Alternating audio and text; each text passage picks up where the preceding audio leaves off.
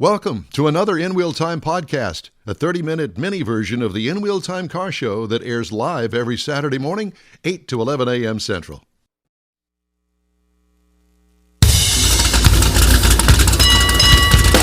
This is your favorite go-to spot in podcasting and live streaming. It's the In Wheel Time Car Talk Show. Just ahead, Consumer Reports' Alex Knizik, I guess. Sure. With the top 10 cars of the year. And if he's not joining us, then I'll give them to you anyway because I got a cheat sheet. We'll also have Mr. Mars' version of This Week in Auto History, and we'll get you caught up on the stories making automotive news headlines. Howdy, along with Mike Out of This World Mars. And, as always, we need more Jeff Zekin. Our chief engineer, David Ainsley, is in bed this morning, feeling good.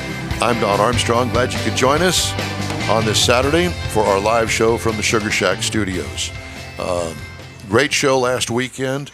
We love going out to the Hemi Hideout. We had a great time out there. A lot of fun. Yeah, made a lot of new friends out there, and I think they were going, who are these guys? I know. What are they doing up there on the stage and all set up? Post office critters. Doing some sort of car show kind of thing is that? Well, we're here. There you go. That's it. It was fun. A lot of fun. Good people. Okay. It's a good crowd. Mm-hmm. And Mr. Ainsley says he's not in bed. Okay. He's still at the club. That's it. He ain't got home club yet. is that? Yeah. That's it. You go, David. Yeah, the club is closed, but he's still there. He's trying. They locked him in. He can't get out. He's got to wait till 4 to get out. So, Consumer Reports 2024 annual 10 top picks cars list includes a bevy of partially and fully electrified vehicles. I'm going to read this, and then we'll go through them. Ready? Electrified vehicles becoming increasingly more desirable, not that they're selling, but more desirable than their gasoline-only counterparts, Consumer Reports has found. The nonprofit research, testing, and advocacy organization selected multiple hybrid, plug-in hybrid, or PHEV, and fully electric vehicles to its annual top 10 picks list that spotlights the best cars, SUVs, and trucks for 2024. The vehicles chosen are among the highest scoring in Consumer Reports' comprehensive ratings. They come standard with key safety features and receive high marks for reliability and satisfaction from owners in Consumer Reports member surveys. And believe me, from what we have gathered by working with Consumer Reports over the years now, that they don't cheat it. If people don't like it, by golly, they'll tell you they don't like it. So there's that. And I won't bog all this down. But so they've kind of divided things up. So this is the 2024 top picks by category. Okay. Mr. Mars, Sir. Are Yes, you driving a Subaru? Yes, I am. Are you driving the Crosstrek? No. What are you driving? I'm trying to remember. Never mind. I just got it yesterday. Okay. Subaru Crosstrek is the subcompact SUV that Consumer Reports likes. The compact SUV is the Subaru Forester. The midsize car, Toyota Camry Hybrid, electric vehicle, Tesla Model Y, and the luxury SUV is the BMW X5 and the X5 PHEV. That's surprising to me, isn't it to you? Because, I think that the deal with BMWs, well, at least it used to be, I can't speak to it today because we don't have the figures in yet, but it was break my wallet. That's what BMW stood for. And lots of recalls and that sort of stuff. But based on what we have read here in the past, 6-9 months or so, you don't see as many recalls for BMW as you do Mercedes-Benz. And they are real head-to-head competitors, I think. Hybrid PHEV car, Toyota Prius and the Prius Prime. And does that surprise anybody? Well, Prius was voted car of the year. Prius has always been there, and people have made fun of Prius owners, and drivers, and they still do. You're right, but they've reinvented, if you will, the car. It's a new version. I think they came out with this one a couple of years ago. It's a little bigger. It's bigger. It looks better, and it doesn't look. That was so a big thing. Restyling nerdy. it really it helped it a lot. Yeah, nerdy. Small car, the Mazda 3. It starts at $24,170 and goes to $36,650. That's even gotten larger. The Mazda 3. It's just like everything else. They have a model and it sells well, so let's make it bigger. Mm-hmm. I still don't understand that. Laura had one. Yeah. Ford Maverick Hybrid is the small pickup of the year. I liked it. They call it a small pickup. We really, amongst ourselves, we call it a mid-size pickup. Yeah, like a Colorado size. Yeah, and Mars, have you had the Colorado? Yes. Yeah, last year. I really, really liked the Colorado. And going head-to-head with the Ford Maverick, I think that I would prefer the Colorado, at least the one that I had. You had a four-wheel drive one, didn't you? I don't know. Because of the interior in particular. Thank you. Would you mind? As I mentioned at the beginning of the show, they're trimming the trees next door.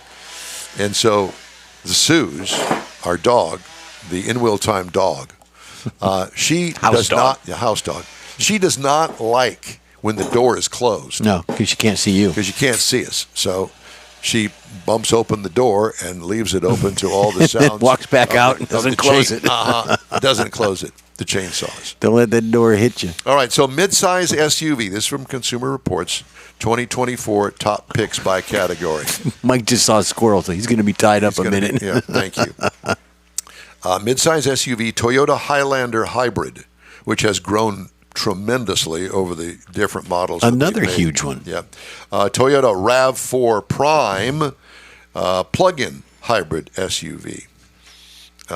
So take that for what you will. A lot of Toyotas on there. Yeah, there are. That's a good brand. I don't know as if I really want to get into all of this stuff about, will a PHEV save you money? I'm currently driving a hybrid, but it's a non-plug-in hybrid. And for me personally, I like it. This one here is getting 40 miles to the gallon. I don't want to spoil it as to what I'm driving because we're going to have a review of it here soon. It's a good size. It reminds me of the size of my car. A little smaller. It's a little smaller. It's a small SUV, and it's still not cheap. Mm-hmm. There's nothing that's cheap anymore. No. What happened to that, Mars? It's all your fault.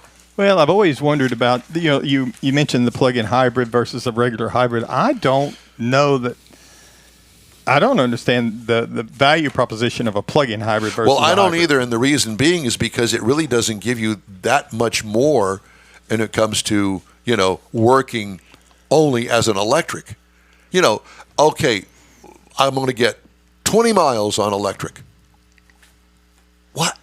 It's not worth it. Why would you spend $10,000 more for a plug-in hybrid that's only going to take you 20 miles or so? Well, that's what I'm saying. The value proposition of it doesn't make sense to me. I mean, get the hybrid, I understand. I do too. Depending on which one and the value, how much it costs as to how that works out. But at least there's a mix there that makes sense, because otherwise you got to spend $1,500 to $2,000 to put a plug in at your house to plug the hybrid in overnight, because the 110 connection that you've got is not going to get the job done. It's going to take you an entire week. Yeah, plug it in for the week. So you've already got the cost of the plug-in hybrid, and then you got the cost of the plug-in. Yeah, I don't know. I haven't worked it out in my mind yet. So, brand report card.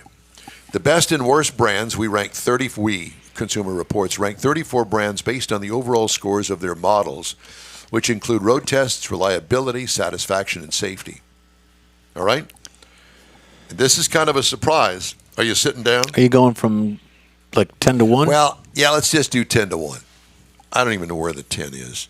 2, 4, 6, 8, 10. Okay. At number 10, with a 76 score, is the Hyundai brand. Going up the ladder, number 9 is the Toyota, 77. Tied with Mazda and Kia. They all rank right there together at 77. Then the Mini at 78. Wow. And Lexus is at 78, and Honda is at 78. So they're all tied for 78. Yeah. And then up underneath the big ones are Porsche and Subaru. So Porsche's 3, Subaru's 2, and BMW is number 1 in the brand report card. Wow.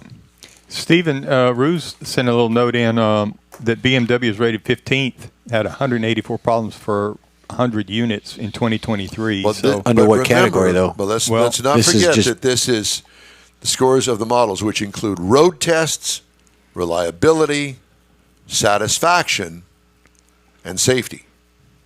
So, and this is an overall brand. Right. Within a brand, BMW's got like 100 different well, models. that's true. And so they're taking I all think of this that. was in regard to the recall discussion a little bit earlier. Oh, but I thought it kind of fit in there. Yeah. So, at any rate, I just thought that was interesting. I'm sorry that Mr. Knizik, Alex Knizik, didn't join us today. It's okay. But it's his loss. Yeah. We still Could did the be report worldwide. anyway, but I'd much rather have him talk about it than me, because who am I? Yeah. No one listens to you anyways. No, ever. That's why he talks to himself, so somebody will listen. What? Hey, There is that. it's the reason I talk to myself, and nobody else will listen. Did you notice that Mr. Mars was really in a frenzy this morning with the fact that he couldn't get things working the way that he wanted them to work? Now that they are. Now that they are, he's going to join in and have some smart-ass remarks. He's a little pussycat. I'm a much happier person now. Are you? Yes, I am. Yeah. And watch it. He's going to get home and go, nothing recorded. How am I going to make the podcast? No, we'll find that out after the show. I'm watching the gauge we're right up watching there. The gauge We're right watching there. the gauge. Yeah, that's right. We got a meter. We got a meter reader. Yeah.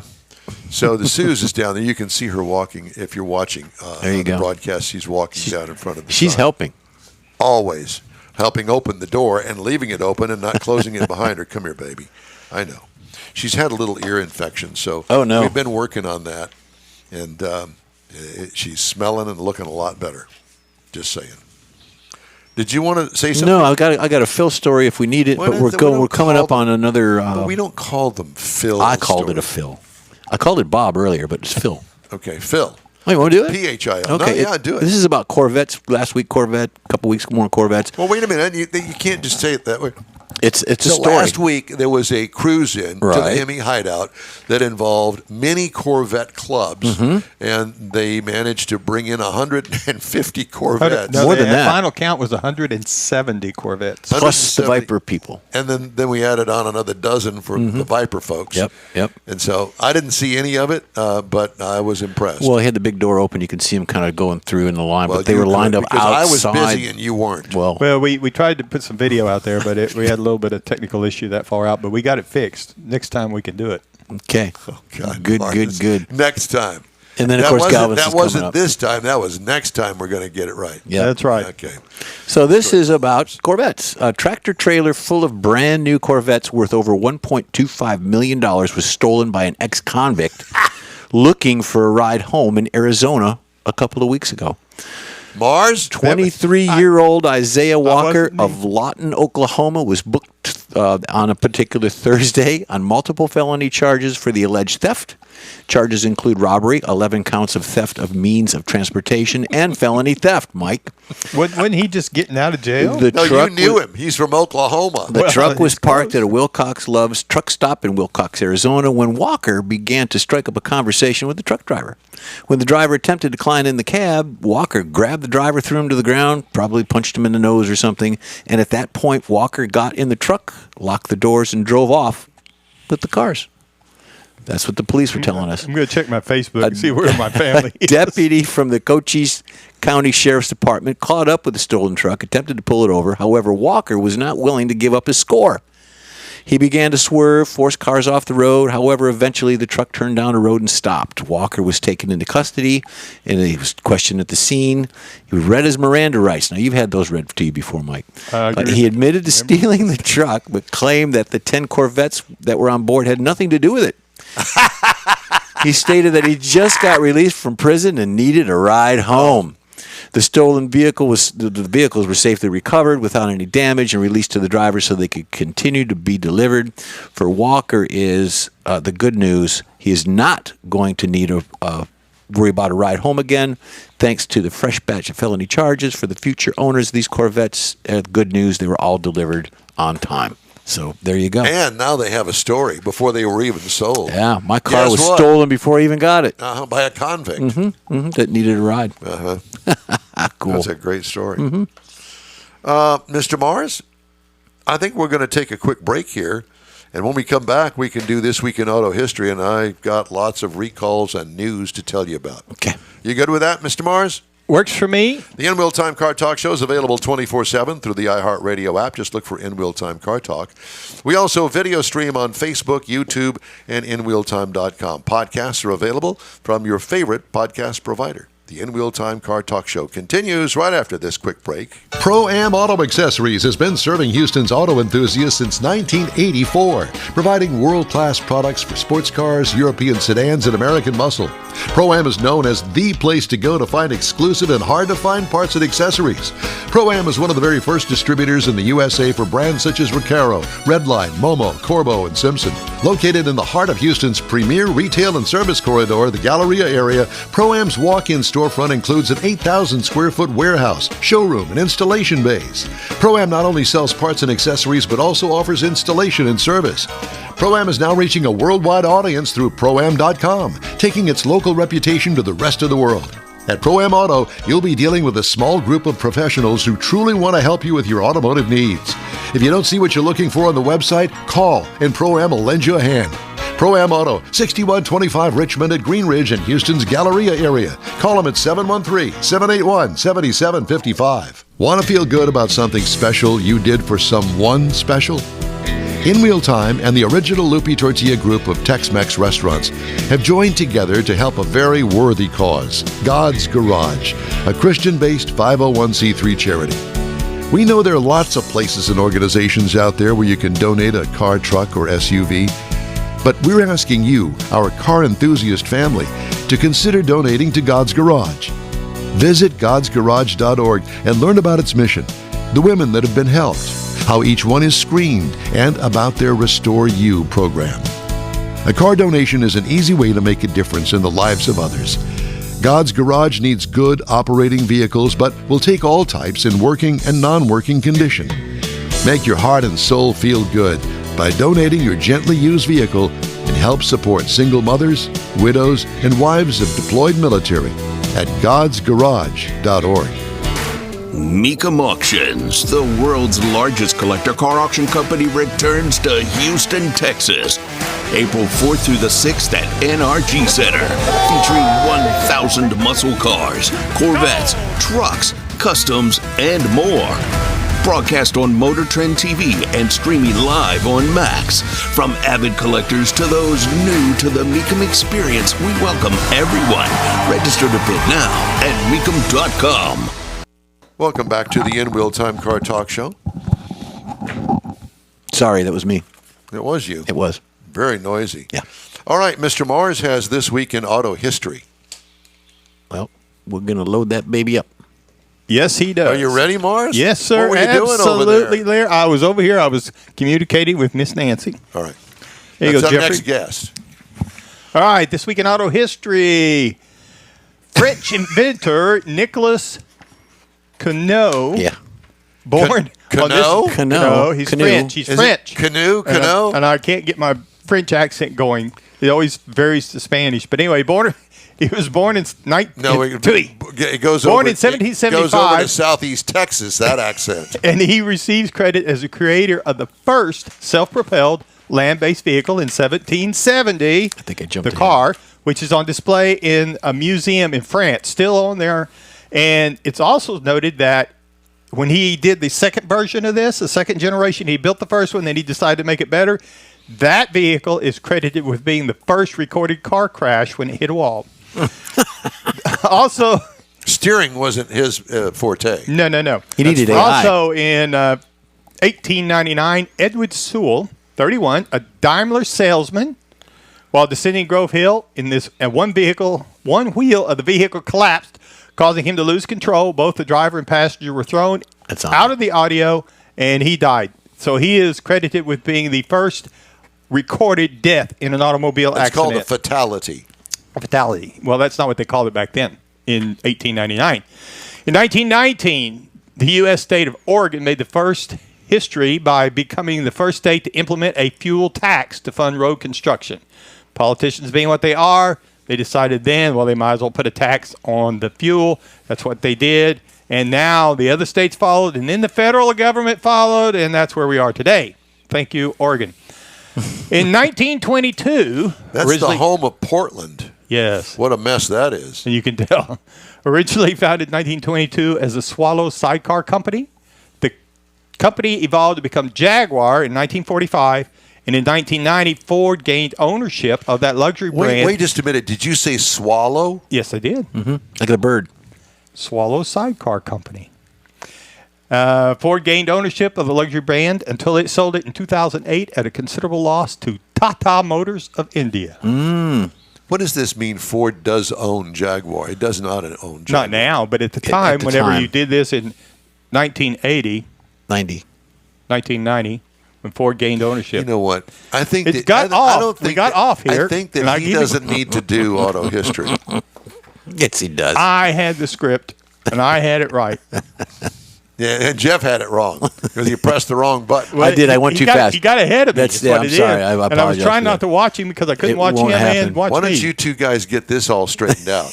Yeah, this is a little bit different. We did it the way you said was our problem. Well, okay, let's fix that. So it's Mecum in the first row, and then Corvette show in the second row. We're just trying to tidy up. We're talking amongst yourselves. All right. General Motors said yesterday it's recalling 820,000 newer pickups in North America because tailgates could unlatch and open unexpectedly. The issue covers 2020 through 2024 model year trucks with power unlatching lift gates because water could leak into the exterior tailgate switch and cause a short circuit while parked.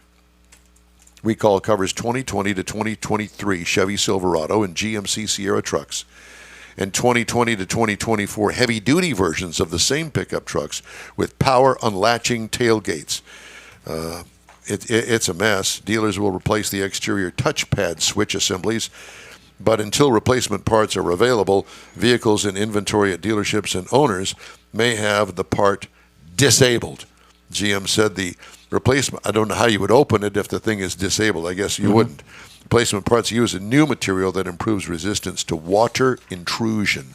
And General Motors is recalling 56,000 mid-size pickups in the U.S. over an issue that could cause the automatic emergency braking system to activate unexpectedly. God. Recall covers 2023 Chevy Colorado, GMC Canyon vehicles. Globally, 61,000 are affected. Front camera module on those vehicles might falsely detect an obstacle, triggering the automatic emergency braking system to engage and causing the vehicle to abruptly stop or slow. Martha, I didn't touch that brake. I swear I didn't do it. Martha. Martha. Tickles me. Dealers will replace the upper control arm pinch bolts free of charge in impacted vehicles. Did I read that story? Let me see. Did I read that story? What are pinch bolts? Pinch bolts. I think that's a different story. Anyway, the 2021 to 2023 Grand Cherokee vehicles, they're being recalled as well. A bunch of them. So it has a steering issue. They're recalling the 2021 to 23 Grand Cherokee vehicles. So what you do on these recalls, go to safercar.gov, put in your VIN number, which you can find on your insurance card that you would pull out and show the police officer when he says, license and insurance, please. Yeah. You type that VIN number in there, and it'll tell you whether or not you've got a recall, an open recall on your particular vehicle. If it's a used vehicle, maybe somebody fixed it. Could be. And you're good to go. It'll still be listed, though. It would be. Yep. Here's one that I didn't know. Do you know what iCar stands for? iCar. Oh. The Inter-Industry Conference on Auto Collision Repair, ICAR, No, that's not what I was thinking. has a new digital advertising campaign to lure young people to consider a career in the industry. It's estimated that 100,000 skilled collision repair technicians are currently needed. The ad campaign consists of a series of videos titled Bolt Ahead with Collision Careers. The goal of the videos, which shows various collision repair roles such as structural technicians, estimators, and electric diagnostics technicians, is to attract more young people to the field. Videos will run mostly on YouTube to start and are geared toward both students and parents. They will initially air in major markets such as Houston, LA, San Francisco, Chicago, and Philadelphia. The cities were selected because of their urgent need for collision repair technicians and proximity to good collision repair school programs and shops. So if you know somebody that's looking for a career, they may be car-oriented, maybe not, maybe they're into computers, go and check it out. Which is a trade, and trades are needing people. Bad. Bad. And you want to make six figures? Get into a trade. Get into a trade. Absolutely. Could be anything from automotive to plumbing to guys out there with tree cutters. Do that. Well, I don't know about the tree cutters, but I can't speak for that, Well, but we can just hear saying, them right now. We can. Well, that means they're working. They are working. And making some do-re-mi. Back in the day, they always just say, well, you don't have the grades, but we always need ditch diggers. So there you go. Well, that would be me. Yeah. Yep. And what did I do? I got into You broadcasting. bought a new shovel. Yeah. Yes. One of those pointy, skinny ones. You post That hole would be diggers. Well, no, that would be more like a gardening shovel. We'll do that too. Okay. Let's see. Where are we now? We'd love to hear from you. Just shoot us an email. The address here is info@InWheelTime. You can make fun of us, call us dirty names, whatever. Time now for a quick break. You're on the In Wheel Time Car Talk Show, streaming and podcasting around the planet. Look for us on your favorite provider. The original group of Loopy Tortilla restaurants will have you telling your family and friends just what the original recipes mean when it comes to the best fajitas in Southeast Texas. Founder Stan Holt invites you to visit the original Loopy Tortilla near I-10 and Highway 6. Here's the original house that inspired the design of all the rest and the original charm that helped make Loopy Tortilla the go-to destination for Houston Tex-Mex. Speaking of original, nothing can compete with the original lime pepper marinade that everyone will agree makes Loopy Tortilla award-winning beef fajitas the best anywhere. Loopy Tortilla Katy is another location that gives you the same quality and service Houstonians have come to expect at Loopy's. It's located just off I-10 and the Grand Parkway at Kingsland Boulevard in Katy. Find yourself in Aggie Land? Head to the Loopy Tortilla in College Station, located just around the corner from Kyle Field. It's a great place to enjoy those famous frozen margaritas before or after the game. Headed east to Louisiana, stop in at the Loopy Tortilla in Beaumont. It too's on I-10. You can't miss it. The original group of Loopy Tortilla restaurants invites you in for the best Tex-Mex anywhere. You own a car you love. Well, why not let Gulf Coast Auto Shield protect it? Houstonian John Gray invites you to his state-of-the-art facility to introduce you to his specialist team of auto enthusiasts. We promise you'll be impressed. Whether you're looking to massage your original paint to a like-new appearance, apply a ceramic coating, install a paint protection film, nano-ceramic window tint, or new windshield protection called ExoShield, Gulf Coast Auto Shield is where Houston's car people go. Curbed your wheels? Instead of buying new, why not have them repaired? How about a professionally installed radar detector? Gulf Coast Auto Shield does that too. Get a peek inside the shop and look at the services offered by getting online and heading to gcautoshield.com. Better yet, stop by their facility at 11275 South Sam Houston Tollway, just south of the Southwest Freeway, and get a personal tour. Gulf Coast Auto Shield is your place to go for all things exterior. Call them today, 832-930-5655 or gcautoshield.com.